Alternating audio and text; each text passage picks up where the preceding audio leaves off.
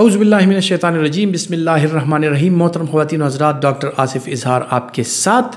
Psychiatry group के हवाले से मुख्तलिफ ऐसी दवाइयाँ हैं जिनके बारे में लोग जानना चाहते हैं, वो अपने कमेंट्स के ज़रिए हमें बताते हैं कि इन दवाइयों के बारे में आप हमें बताएं। तो आज जो जिक्र करने लगा हूँ वो है ओलेंज़ापिन के हवाले से।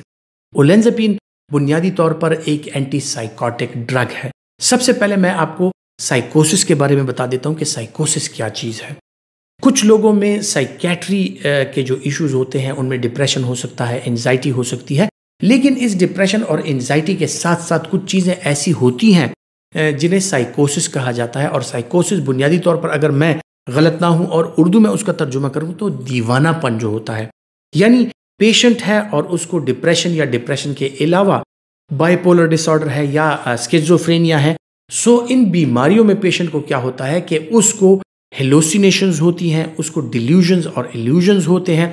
हेलोसिनेशन से मुराद ये है कि उसको मुख्तलिफ किस्म की चीज़ें या दिखती हैं जो कि नॉर्मल लोगों को नहीं दिखती, और आपका पेशेंट जो है, जो साइकोसिस के मरहले से गुजर रहा है, वो आपको कहेगा कि मुझे फलानी चीज़ दिख रही है, मुझे जिन्नात दिख रहे हैं, मुझे इंसान दिख रहे हैं, मुझे मुख्तलिफ किस्म की चीज़ें दिख रही हैं। या किसी की गैर मौजूदगी में उसको ऑडिटरी हेलोसिनेशंस, यानी उसको कुछ सुनाई दे रहा होता है, और आपका पेशेंट कहता है कि जी आपको तो सुनाई नहीं दे रहा, लेकिन मुझसे कोई बात कर रहा है, मुझे सुनाई दे रहा है। और इसी तरह मुख्तलिफ किस्म की हेलोसिनेशंस मुख्तलिफ एहसासात के साथ रिलेटेड है, यानी टच के साथ रिलेटेड है कि किसी ने मुझे टच किया है, कोई मुझसे बोल रहा है, मैं किसी को सुन रहा हूँ, या मैं किसी को देख रहा हूँ। तो ऐसी चीज़ें जो है, या बहुत से लोगों को आपने देखा होगा कि वो जो दीवानेपन का शिकार होते हैं वो अक्सर औकात खुद कलामी करते हैं, अपने आप से बात कर रहे होते हैं। तो ये भी हेलोसिनेशंस की या स्किज़ोफ्रेनिया या बाइपोलर अफेक्टिव डिसऑर्डर की अलामात हो सकती हैं। इसके अलावा बाइपोलर अफेक्टिव डिसऑर्डर में क्या होता है कि इनको साइकोटिक सिम्टम्स भी हो सकती हैं, और साथ में बाइपोलर डिसऑर्डर भी हो सकता है, डिप्रेशन भी हो सकता है। बाइपोलर डिसऑर्डर में या तो पेशेंट बहुत ज़्यादा हाइपर होता है, लड़ेगा, झगड़ेगा, या बहुत ज़्यादा खुश होगा, जो नॉर्मली एक इंसान उस कंडीशन में नहीं होगा। सो हद से ज़्यादा और बग़ैर किसी वजह से अगर बंदा हाइपर है, या बग़ैर किसी वजह के अगर कोई इंसान इतना लो मूड में चला जाए कि खुद को आइसोलेट कर ले, लोगों से अलग थलग हो जाए, बोलचाल छोड़ दे और कहीं पे बैठ जाए, तो इसको आइसोलेशन कहते हैं। और ये जो बाइपोलर डिसऑर्डर है उसका एक स्पेक्ट्रम है कि उसमें या तो पेशेंट बहुत ज़्यादा हाइपर होगा या बिल्कुल ही वो लो होगा। अब साइकोसिस, स्किज़ोफ्रेनिया या बाइपोलर डिसऑर्डर में जो दवाई है उसका हम इस्तेमाल करते हैं, तो इसके साथ बुनियादी तौर पर ओलेंज़ापिन जो है वो आपके नर्व को स्टेबलाइज रखता है, जो हेलोसिनेशंस होती है उनको रोकता है। नर्व में जो आपको चीज़ें फील हो रही होती हैं, या उन पेशेंट्स को जो चीज़ें फील हो रही होती हैं, उसको कम कर देता है। तो इसके साथ साइकोसिस की जो अलामात होती हैं या जो सिम्टम्स होते हैं वो कम से कम हो जाते हैं, और आपका पेशेंट जो है वो एक स्टेबल मूड की तरफ चला जाता है। और इसी के साथ जो बाइपोलर इफेक्टिव डिसऑर्डर में मूड स्विंग्स होती हैं, यानी आप मूड आपके पेशेंट का अनप्रेडिक्टेबल है, या तो वो लड़ने मारने पे आ जाता है, या वो बिल्कुल ही ऐसे होता है कि आइसोलेट होके कहीं पे एक जगह बैठा रहता है, तो उनका मूड स्टेबल होके और वो एक नॉर्मल जिंदगी की तरफ आ जाते हैं। अब बहुत से लोगों में ओलेंज़ापिन जो है वो अलोन भी दी जाती है, और इसका इस्तेमाल जो है मुख्तलिफ किस्म के जो SSRIs हैं उनके साथ भी कराया जाता है। जो डिप्रेशन के पेशेंट्स हों या बाइपोलर अफेक्टिव डिसऑर्डर के पेशेंट हों, उनमें डिप्रेशन की दवाई के साथ, जिस तरह फ्लॉक्सिटिन या एसिटालोप्राम वगैरह के साथ, खुसूसन इसकी कम्बिनेशन, फिक्स ड्रग कम्बिनेशन फ्लॉक्सिटिन के साथ भी अवेलेबल है, जिसमें एक ही पिल में ओलेंज़ापिन और फ्लॉक्सिटिन पाई जाती हैं। सो बाइपोलर अफेक्टिव डिसऑर्डर या साइकोसिस का जो पेशेंट है जिसमें डिप्रेशन की अलामात ज़्यादा हों, उनमें ये कम्बिनेशन दी जा सकती है। अब ओलेंज़ापिन के हवाले से अगर बात की जाए, इसके साइड इफ़ेक्ट्स में जो सबसे बुनियादी साइड इफ़ेक्ट है वो है जनाब गनूदगी। इसमें शदीद किस्म की गनूदगी होती है, और पेशेंट जो है वो ज़्यादातर गनूदगी का शिकार रहकर, और वो अक्सर औकात लोग कहते हैं कि ये किसी काम काज का नहीं है, इसकी एक्टिविटी कम हो गई है। और इसी एक्टिविटी के कम होने की वजह से ये भी हो सकता है कि उनका वज़न जो है वो बढ़ने लगता है।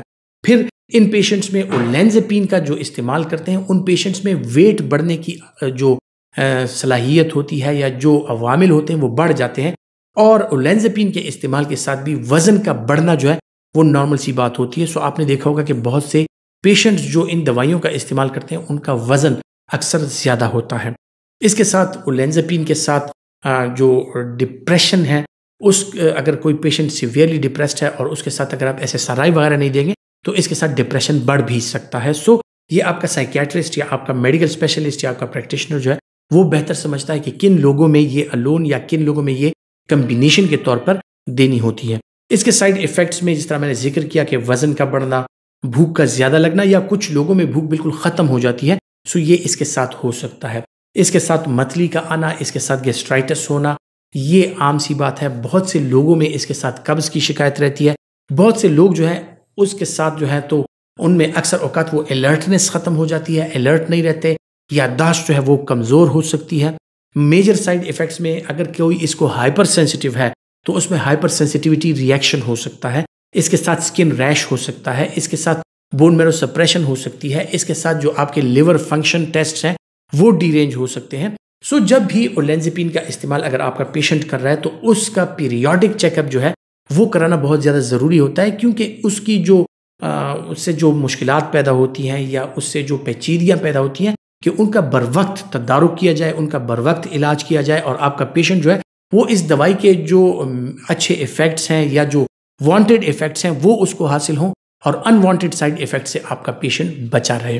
फिर जनाब बात आ जाती है कि दवाइयों के साथ रिएक्शन, के कौन सी दवाइयाँ इसके साथ इंटरेक्शन में आती हैं। सो जिन दवाइयों में सेडेशन बहुत ज़्यादा हो, जिस तरह ट्राइसाइक्लिक एंटी डिप्रेसेंट्स वगैरह, उसके साथ इसका इस्तेमाल नहीं करना चाहिए, या अगर इसका इस्तेमाल ज़रूरी हो, दोनों का इस्तेमाल ज़रूरी हो, तो इनमें डोज एडजस्टमेंट करानी पड़ती है। फिर एपिलेप्सी की जो दवाइयाँ हैं उसके साथ अगर इसका इस्तेमाल किया जाए तो डोज एडजस्टमेंट की ज़रूरत पड़ती है।